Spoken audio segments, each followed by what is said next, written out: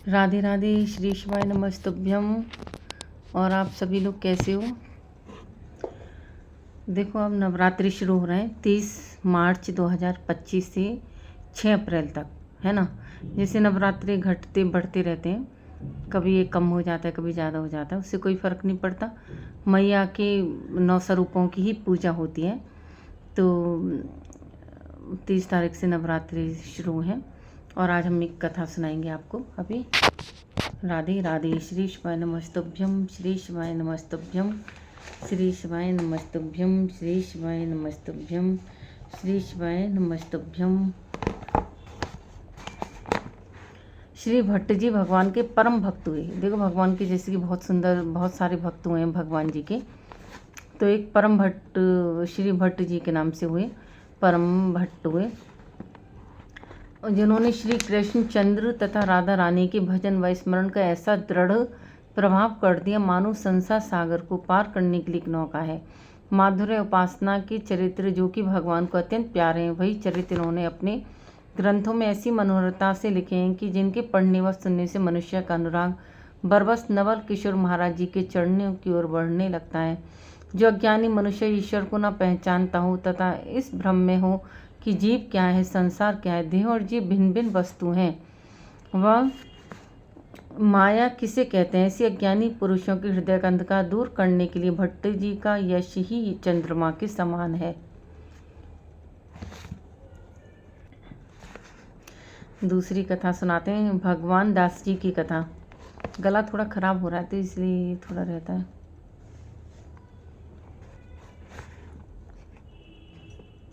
भगवान दास जी की कथा। भगवान दास जी ब्राह्मण मुरादाबाद के रहने वाले थे। आप भगवान रामचंद्र जी के परम भक्त थे। सांसारिक मोह माया से आप बिल्कुल अछूते थे। प्रातःकाल से भगवान का कीर्तन करना ही इनका नित्य का मुख्य कार्य था। जिस समय प्रेम से भजन कीर्तन करते थे तो इनकी वाणी के मिठास को सुनकर सुनने वाले भी मुग्ध हो जाते थे। जिस पद को ये गाते थे उसी का भाव दृष्टिगोचर होने लगता था। अंत में आप भजन कीर्तन करते हुए ही परम पद को प्राप्त हुए। ये देखो, ऐसे ऐसे भगवान के भट्ट हुए। अभी हमने सुनाई थी श्री भट्ट जी की कथा, फिर भगवान दास जी की कथा, अब है जुगल किशोर जी की कथा। ये छोटी छोटी कथा है लेकिन मैं इनको सुना देती हूँ। जुगल किशोर जी के पिता का नाम सुखानंद जी था। इनका जन्म मिश्र कुल में हुआ था। बचपन से माँ बाप प्रेम से इनको बुलबुल पुकारा करते थे, इसलिए प्राय यही नाम इनको प्यारा लगता था। कृष्ण भक्ति में ऐसे सरोवर रहते थे कि सुबह 4 घड़ी रहते ही उठकर नवीन पदों की रचना करके भगवान के कीर्तन में मग्न हो जाते थे। फिर स्नानादि से निवृत्त होकर 11 सहस्त्र गायत्री का जाप करना इनका नित्य का नियम था। श्री कृष्ण की भक्ति के प्रताप से आप में कितने ही चमत्कार आ गए थे, होनहार को वैसे ही बता दिया करते थे। एक बार यह गायत्री का जप कर रहे थे, तब करते करते आपको तीव्र ज्वर चढ़ आया। उसी समय आकाश से वर्षा होने लगी। पिताजी ने इनको वहां से हटाने की बहुत चेष्टा की। आपने इशारे से मना कर दिया और शांतिपूर्वक पाठ करते रहे। भगवान के प्रताप से इनके शरीर पर एक बूंद भी जल की नहीं पड़ी। ऐसे बहुत से चमत्कार आप में आ गए थे।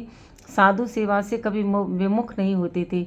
बचपन से ही आप गठिया के रोगी थे, किंतु इस रोग के कारण भी आप भजन कीर्तन में कभी बाधा नहीं पड़ने देते थे। भक्तजनों से सदा गृही रहते थे। जहाँ कहीं रास विलास या कथा होती वहाँ सब भक्त मंडली सहित अवश्य ही जाते थे। दर्शन दीजिए नंद किशोर, यह पद हर समय ही जिह्वा पर रहता था। गायत्री आपको प्रत्यक्ष हो गई थी। सर्वसाधारण के साथ आपका बड़ा ही उत्तम व्यवहार रहता था। अंत में 25 वर्ष की अवस्था में ही आपने इस असार संसार को त्याग दिया। इस तरह देखो, भगवान की कितनी कितनी भक्तों की कथाएं हैं। ओम नमो भगवते, ओम नमो भगवते, ओम नमो भगवते, ओम नमो भगवते, ओम नमो भगवते।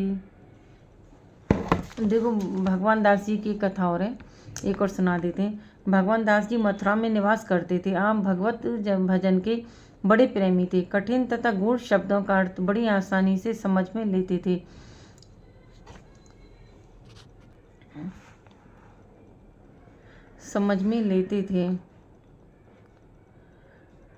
भागवत की कथा को बड़े प्रेम से सुनते थे। उसके गुप्त संकेत और रस के पूर्ण ज्ञानी थे। आपके दर्शन मात्र से ही बड़ा आनंद मिलता था। एक बार मथुरा जी में बादशाह ने दरबार किया और उसने तिलक व माला का अधिक प्रचार देखकर परीक्षा लेने के लिए शहर में यह मुनादी फिरवादी कि आज से जो कोई मनुष्य तिलक व माला धारण करेगा उसे मृत्युदंड दिया जाएगा। यह सुनकर बहुत से लोगों ने प्राण भय से तिलक व माला का प्रेम छोड़ दिया, किंतु भगवान दास जी निर्भय होकर और अपने अन्य संबंधियों सहित खूब उज्जवल तिलक लगाकर तथा कई माला पहनकर राज दरबार में पहुंचे और बादशाह के सामने जाकर खड़े हो गए। बादशाह ने अपनी आज्ञा भंग करने का कारण पूछा तो बड़ी निर्भीकता से उत्तर दिया कि हे बादशाह, हमारे धर्म में माला और तिलक धारण करने से मोक्ष मिलता है, इसलिए जब मरना ही है तो माला और तिलक धारण करते हुए ही मरना चाहिए। इसी विचार से मैं तुम्हारे पास आया हूँ। जब बादशाह ने भगवान दास जी का ऐसा दृढ़ निश्चय देखा तो बड़ा प्रसन्न हुआ और बोला कि आपने जो चाहिए सो मुझसे मांग लीजिए। तब भगवान दास जी बोले कि मैं सदा मथुरापुरी में ही रहना चाहता हूँ। बादशाह ने सुनकर इसी बात का आज्ञा पत्र जारी कर दिया और फिर उस दिन से माला और तिलक धारण करने वाले को नहीं सताया। फिर भगवान दास जी ने बहुत दिन तक मथुरा में ही निवास किया। गोवर्धन में हरिदेव जी का मंदिर और मानसी गंगा मानव तालाब इन्हीं का बनवाया हुआ है, जहाँ स्नान व दर्शन करने से अनेक जन्म के पाप दूर हो जाते हैं। राधे राधे। श्री शिवाय नमस्तुभ्यम।